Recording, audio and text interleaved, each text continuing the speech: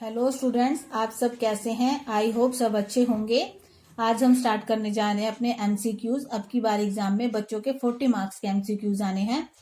तो हम first chapter के माइक्रो इकोनॉमिक्स से स्टार्ट कर रहे हैं। इंटरनल क्वेश्चन है ये। फर्स्ट क्वेश्चन है, निम्नलिखित में से कौन सा कथन सत्य है?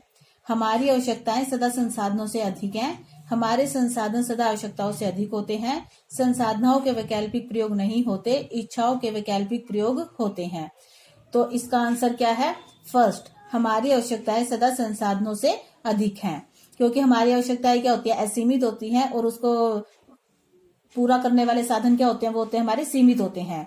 तो इसका आंसर क्या बनेगा? फर्स्ट बनेगा। सेकंड, उस भौतिक समस्या का नाम बताओ जिसके कारण अर्थशास्त्र अध्ययन की एक विषय सामग्री के रूप में उभरा है। निर्धनता, ऑप्शन है निर्धनता, बेरोजगारी, दुर्लभता या उपरोक्त सभी। अर्थात अर्थशास्त्र में हम किन किन चीजों का अध्ययन करते हैं? निर्धनता का, बेरोजगारी का, दुर्लभता का या सभी का अध्ययन करते हैं। ऑप्शन 4, उपरोक्त सभी। थर्ड क्वेश्चन, निम्नलिखित में से किसे व्यष्टि अर्थशास्त्र के अंतर्गत अध्ययन किया जाता है? ऑप्शन है कपड़ा उद्योग, बेरोजगारी, प्राथमिक क्षेत्र या उपरोक्त सभी। तो बेरोजगारी को तो नेशनल इनकम में आती है, मैक्रो में आती है। प्राथमिक क्षेत्र में क्या आता है? कृषि, नेचुरल चीजें, जो भी ये भी मैक्रो से रिलेटेड है। तो हमारा इसका क्या ऑप्शन बनेगा? फर्स्ट, कपड़ा उद्योग। फोर्थ क्वेश्चन, निम्नलिखित में से किसे समष्टि अर्थशास्त्र के अंतर्गत अध्ययन किया जाएगा? उपभोक्ता व्यवहार, राष्ट्रीय आय, कीमत सिद्धांत या कल्याण का अर्थशास्त्र। अब इसमें क्या बताया गया है? समष्टि अर्थशास्त्र में किस चीज का अध्ययन किया जाएगा? समष्टि का मतलब क्या होता है? बड़ा। मैक्रो, तो मैक्रो इकोनॉमिक्स में हम किस चीज का अध्ययन करते हैं? नेशनल इनकम का। इसका आंसर क्या है? ख, नेशनल इनकम। नेक्स्ट क्वेश्चन है, बाजार अर्थव्यवस्था में उत्पादन डैश के लिए किया जाता है। दो अर्थव्यवस्था होती है हमारी, पूंजीवादी अर्थव्यवस्था और समाजवादी अर्थव्यवस्था। तो पूंजीवादी अर्थव्यवस्था अर्थात बाजार अर्थव्यवस्था, इसमें किस चीज का अध्ययन किया जाता है? ऑप्शन है लाभ, समाज कल्याण, सेवा या सरकारी जिम्मेदारी। इसका आंसर है फर्स्ट, लाभ। तो बाजार अर्थव्यवस्था में उत्पादन किया जाता है, लाभ के लिए किया जाता है। नेक्स्ट क्वेश्चन है हमारा, व्यष्टि अर्थशास्त्र में अध्ययन किया जाता है।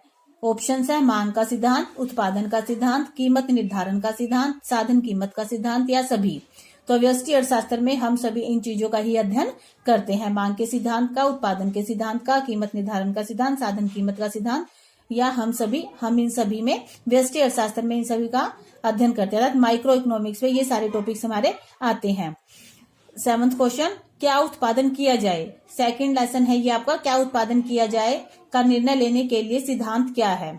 केंद्रीय समस्याएं हैं हमारी, क्या उत्पादन करना है, कैसे करना है, किस चीज के लिए उत्पादन करना है। तो उनमें से है भी जो क्या उत्पादन किया जाएगा, सिद्धांत क्या है? फर्स्ट ऑप्शन, जहां समग्र उपयोगिता अधिकतम हो।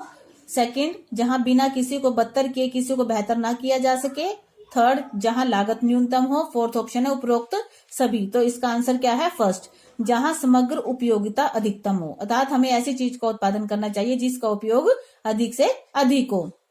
नेक्स्ट क्वेश्चन, किसके लिए उत्पादन किया जाए का सिद्धांत क्या है? किसके लिए उत्पादन किया जाए का निर्णय लेने के लिए सिद्धांत क्या है? ऑप्शन सेम ऑप्शन है सेवंथ वाले क्वेश्चन के, जहां समग्र उपयोगिता अधिकतम हो, जहां बिना किसी को बदतर के किसी को बेहतर न किया जा सके, जहां लागत न्यूनतम हो या उपरोक्त सभी।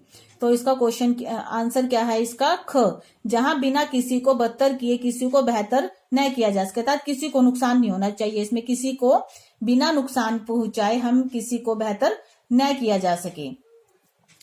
नाइन्थ, केंद्रीय योजनाबद्ध अर्थव्यवस्थाओं में केंद्रीय समस्या का समाधान डैश के द्वारा किया जाता है।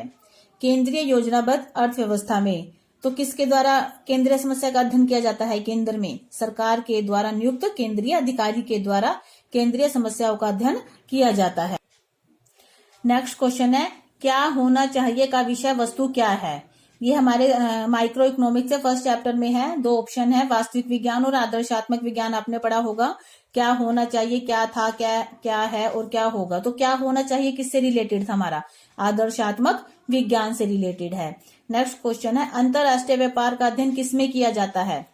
अंतरराष्ट्रीय व्यापार का अध्ययन किससे किया जाता है? इसके नाम से ही पता चल जाता है हमें, माइक्रो इकोनॉमिक्स है, मैक्रो इकोनॉमिक्स है या लोक अर्थशास्त्र है या कोई नहीं है।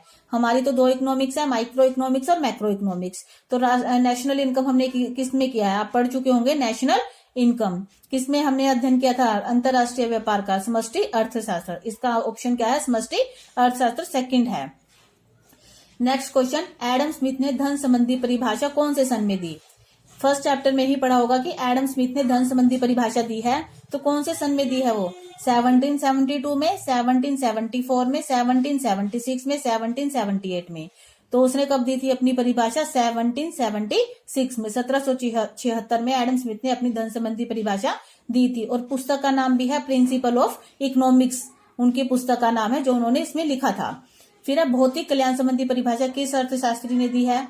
डॉक्टर मार्शल ने, रॉबिन्स ने, सैमुअलसन ने या पीटरसन ने? तो भौतिक कल्याण संबंधी परिभाषा किसने दी? डॉक्टर मार्शल ने दी है। नेक्स्ट क्वेश्चन, ग्रीक भाषा में व्यष्टि को क्या कहा जाता है? ग्रीक भाषा में व्यष्टि को, इंग्लिश में व्यष्टि को क्या कहा जाता है? माइक्रो कहा जाता है। तो ग्रीक भाषा में व्यष्टि को क्या कहा जाता है? माइक्रोज। ख ऑप्शन है, MIKROS, माइक्रोज। ग्रीक भाषा में व्यष्टि को माइक्रोज कहा जाता है। लास्ट क्वेश्चन, अर्थशास्त्र में अध्ययन किया जाता है। अर्थशास्त्र में किसका अध्ययन किया जाता है? असीमित आवश्यकताएं, सीमित साधन, वैकल्पिक उपयोग या सभी? तो अर्थशास्त्र में हम किसका अध्ययन करते हैं? सभी का अध्ययन करते हैं। ये तो आपने पढ़ा ही होगा, फर्स्ट चैप्टर में है। हमारी आवश्यकताएं असीमित होती हैं, साधन उसको क्या होते हैं? सीमित साधन होते हैं, और उपयोग क्या होते हैं? वैकल्पिक उपयोग होते हैं। ताकि इसका ऑप्शन क्या है? उपरोक्त सभी। आई होप सबको ये क्वेश्चन अच्छे से समझ आए होंगे। आपको कोशिश करेंगे कि हर एक चैप्टर की MCQs डेली मिलते रहे। Thank you. कृपया करके इसको लाइक, शेयर और सब्सक्राइब जरूर करें। थैंक्स।